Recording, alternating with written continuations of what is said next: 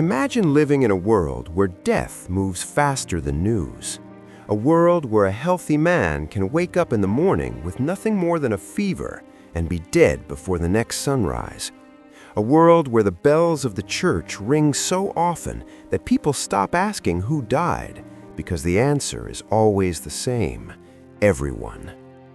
In the middle of the 14th century, a plague crossed continents, entered cities, emptied villages, shattered families, and left entire societies gasping in terror. It spread across Asia, the Middle East, North Africa, and Europe between 1347 and 1353, becoming one of the deadliest pandemics in recorded history. Today, plague is identified as an infectious disease caused by the bacterium Yersinia pestis, transmitted through infected fleas, contact with infected tissues or fluids, and, in pneumonic cases, through respiratory droplets. This catastrophe became known as the Black Death, and it did not just kill millions, it changed the structure of society itself. It changed how people worked, how they prayed, how they ruled, how they feared, and maybe most disturbing of all, it changed how they treated one another. Because when the Black Death arrived, it did not simply reveal how vulnerable the human body could be. It revealed how fragile civilization really was. Before the Black Death, medieval people did not live in a peaceful fantasy world of castles and cathedrals. Their world was hard, unequal, and deeply unstable. Life expectancy was short, poverty was widespread, labor was backbreaking. Famine and local outbreaks of disease were already familiar, but even so, most people still believed the world had an order to it, an order upheld by God, by kings, by the church, by custom, by village life, by seasons that returned, and by social roles that seemed fixed. And that is exactly why the Black Death was so devastating, because it did not strike a society that was prepared. It struck a society that believed, however imperfectly, that life still followed a pattern. Then, suddenly, that pattern broke. Today, we know plague is caused by Yersinia pestis. The disease is zoonotic, usually found in small mammals and their fleas. It can infect humans through flea bites, contact with infected materials, and respiratory spread in pneumonic cases. Some forms remain treatable today with prompt antibiotics. Medieval people knew none of this. They had no germ theory, no microscopes, no antibiotics, and no scientific way to distinguish rumor from mechanism. So when the sickness came, people did not see bacteria. They saw judgment, they saw poison, they saw bad air, they saw divine anger, and sometimes they saw enemies where there were none. The Black Death did not begin in Europe. That is one of the first myths that has to be discarded. Major historical references trace the pandemic's origins to Asia, often linked to China and Inner Asia, before it moved westward through long-distance trade networks into the Mediterranean world. That matters because it reminds us that the medieval world was not isolated. It was connected through trade, war, shipping, migration, and empire. Goods moved, armies moved, merchants moved, disease moved with them, and that is a critical point. The Black Death was not only a biological disaster, it was also a disaster of connectivity. The same world that allowed silk, spices, metals, and ideas to travel across continents also allowed infection to move from one population to another. One of the best-known transmission stories centers on the Genoese trading networks around the Black Sea and the port of Kaffa in Crimea. Whether every dramatic detail of later retellings should be accepted without caution is another question, but the broader historical reality is clear enough. Plague moved westward through existing trade routes and eventually reached Mediterranean ports, and once it reached them, Europe had almost no real defense. In 1347, the plague entered Europe through ports connected to Mediterranean trade. One of the most famous accounts places its arrival in Messina, Sicily, where ships docked carrying sailors who were dead, dying, or visibly infected. From there, the disease moved with horrifying speed through Italy, France, Spain, and beyond, eventually spreading across much of Europe within only a few years. Think about that for a moment. This was the 14th century. No planes, no trains, no cars, no modern highways, and yet the disease still raced from one region to another. Why? Because even medieval societies were highly vulnerable once infection entered major nodes of exchange. Ports were crowded, cities were dense, markets were active, caravans and ships linked one outbreak to the next. The medieval world was slower than ours, but not disconnected. And in the case of plague, connected enough was already enough. Every arrival carried risk. Every harbor could become an entry point. Every trading town could become a furnace of death. The plague did not need modern speed. It only needed movement, and Europe was full of movement. A person might seem healthy one day, then weaken rapidly, develop fever, and show painful swellings in the lymph nodes, often under the arms, in the groin, or near the neck. Modern medicine identifies bubonic plague this way. Pneumonic plague affects the lungs and can spread by inhaling infectious droplets. Septicemic plague attacks the bloodstream and can progress with terrifying speed. Symptoms can include fever, weakness, swollen lymph nodes, chest pain, cough, and rapidly developing pneumonia in pneumonic cases. Now strip away modern explanation. Forget bacteria, forget medicine, forget hospitals. What would this look like if you were standing in a medieval house with only candlelight and fear to guide you? It would look like punishment. It would look like a curse. It would look like something beyond human control. And that is why the psychological terror of the plague mattered almost as much as the disease itself. People were not just dying, they were dying in ways that felt sudden, chaotic, and incomprehensible. A fever was no longer just a fever. A cough was no longer just a cough. A swelling in the neck could be a death sentence. In that kind of world, fear invades everything. The body becomes suspicious, the home becomes dangerous, and every human touch begins to feel like a risk. No medieval count is perfectly exact. That has to be stated clearly. Anyone who pretends we have a mathematically precise death toll is overselling the evidence. But uncertainty about the exact number does not weaken the larger conclusion. The mortality was catastrophic. A widely cited estimate is that around 25 million people in Europe died during the Black Death. Some summaries describe losses approaching 1/3 to 1/2 of the population in many affected regions.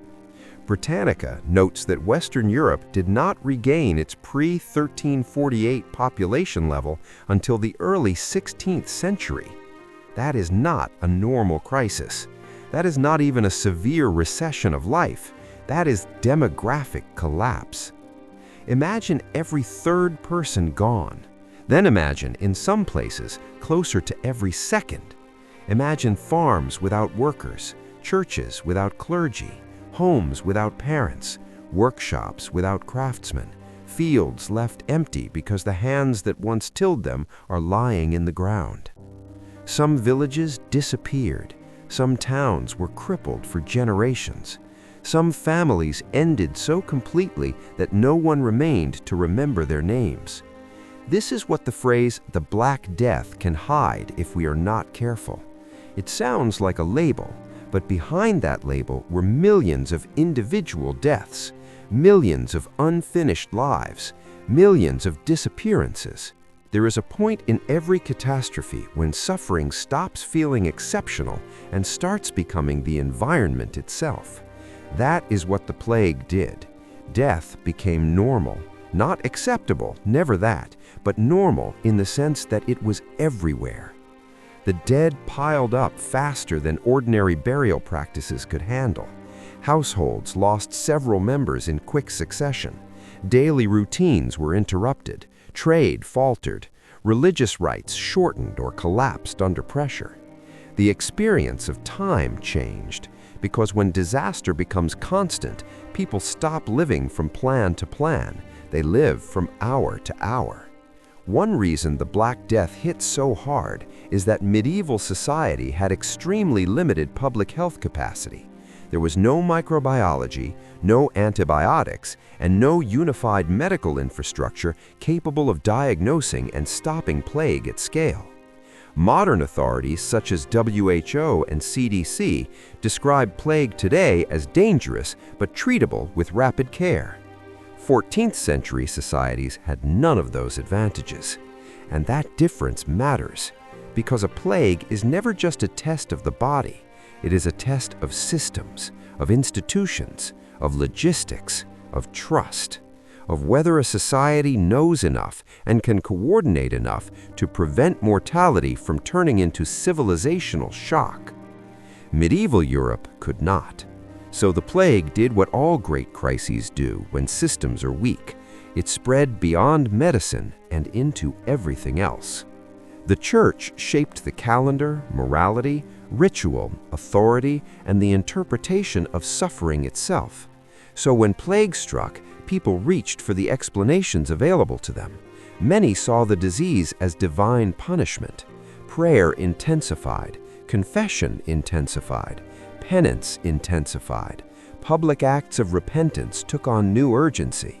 And yet, the Black Death also put religion under enormous strain.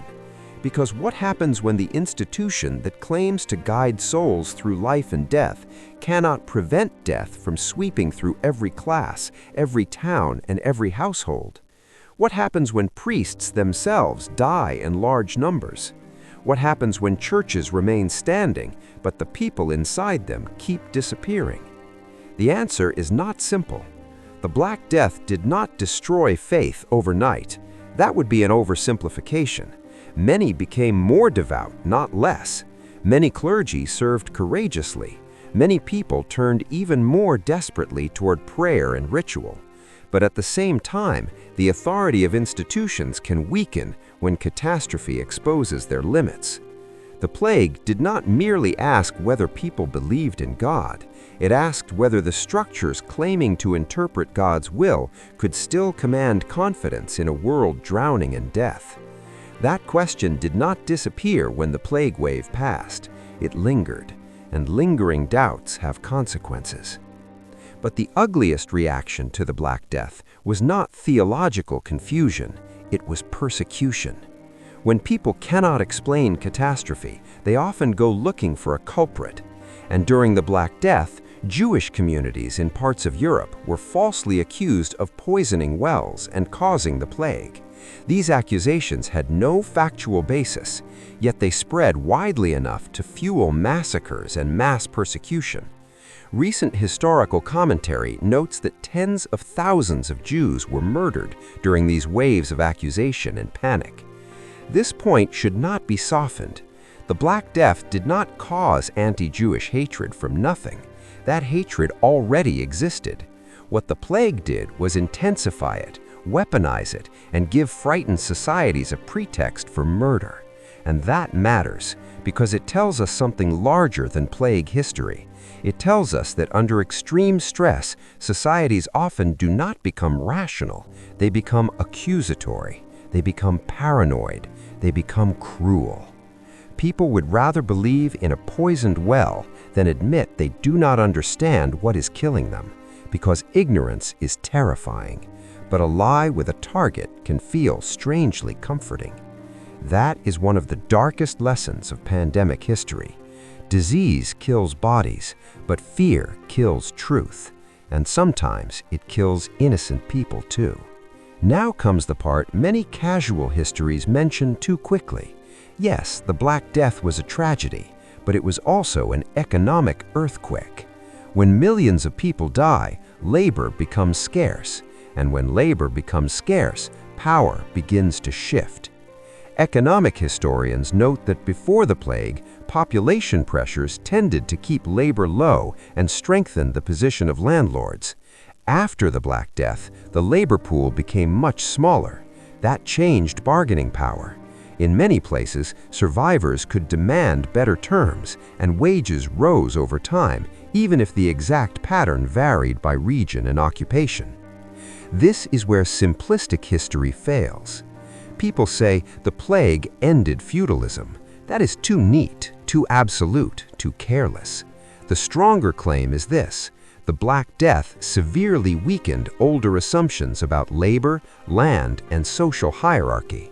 Landlords could no longer rely so easily on abundant cheap labor. Peasants and workers, where they survived, sometimes gained leverage.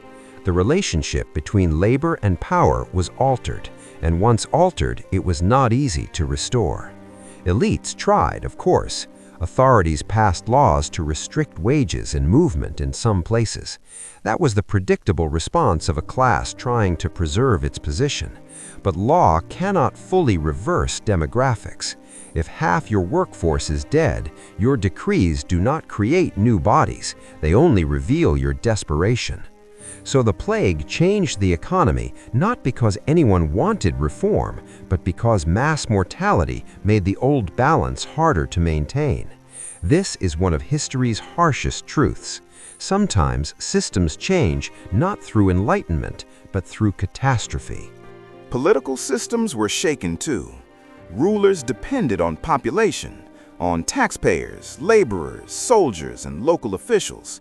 When plague tears through a society, it does not just leave grief behind, it damages the machinery of governance itself. A smaller population means less labor, weaker revenue, disrupted administration, and greater difficulty maintaining order. And that forces a political question. What exactly is authority worth when it cannot protect life? Kings still had crowns, lords still had titles, bishops still had robes. But the plague exposed a brutal fact. Symbolic authority is not the same as practical control. No ruler could order the bacteria to stop. No sermon could command the fever to retreat. No decree could make the graveyards empty again. That does not mean governments vanished. Many endured, some adapted, but all were tested. And in testing them, the plague revealed the limits of power. That may be the most politically subversive thing about pandemics. They strip away illusion. They show where systems are strong and where they are only pretending to be. There is another effect of mass death that statistics alone cannot show. Space changes. A village feels different when half its people are gone. A city sounds different. A road looks different. Markets grow quieter. Homes are abandoned. Tools remain where their owners left them. Beds stay made. Doors stay shut. And no one comes back. This is why it is not enough to say millions died. That phrase is true but abstract. The real experience of plague was the shrinking of the living world. Not only fewer people alive, but fewer conversations, fewer marriages, fewer births, fewer workers in the fields, fewer singers in church, fewer candles lit in occupied homes. The Black Death changed the sensory reality of life. Silence became historical evidence. Emptiness became visible. And in some places, loss became so common that people no longer had the luxury of full grief. They had to survive first. They could mourn later, if later ever came. Yes, but this must be argued carefully. It is careless to say the Black Death created the modern world all by itself. That is too dramatic and not methodologically serious. History is never that simple. At the same time, it is equally careless to pretend the plague left no deep structural legacy. It did. By shrinking populations, altering labor markets, weakening aspects of feudal dependence, and exposing institutional limits, the Black Death changed the environment in which later European developments unfolded. Economic historians point to the reduced labor pool and the altered relationship between land, wages, and power as central consequences. So the strongest conclusion is not that the plague single-handedly caused later changes such as the Renaissance. It is that the plague helped create a transformed late medieval world, one with different pressures, different opportunities, different tensions, and different forms of instability. The old order survived in part, but it did not survive unchanged. And once a civilization has been forced to renegotiate labor, land, authority, and death itself, nothing is ever fully the same again. The Black Death still matters because it is more than a medieval horror story. It is a case study in what happens when biology collides with inequality, weak knowledge, fear, and institutional fragility. It matters because it showed how quickly social trust can collapse. It matters because it showed how under pressure, human beings do not always become wiser. Sometimes they become more violent, sometimes more superstitious, sometimes more selfish, sometimes more desperate. And yet, it also matters because societies did survive, damaged, transformed, traumatized, but they survived. That is not a comforting ending, it is a complicated one. The Black Death did not wipe civilization from the map. What it did was arguably more unsettling. It forced civilization to continue after seeing how close it had come to breaking. The Black Death was one of the greatest disasters in human history. It was a plague, yes, but it was also a mirror held up to the medieval world. And in that mirror, people saw too much. Their ignorance, their fear, their cruelty, their weakness, their dependence on systems they barely understood. Millions died, but more than that, the Black Death changed what life felt like, what work meant, what power could do, what religion could explain, what neighbors could become. And that is why it still haunts history, because the Black Death did not just ask whether human beings could survive disease, it asked whether society itself could survive terror. Sometimes the answer was yes, sometimes the answer was no, but either way, the world that emerged afterwards was not the world that had existed before. And maybe that is the most frightening part of all. The dead did not come back, but the living did not remain who they were either.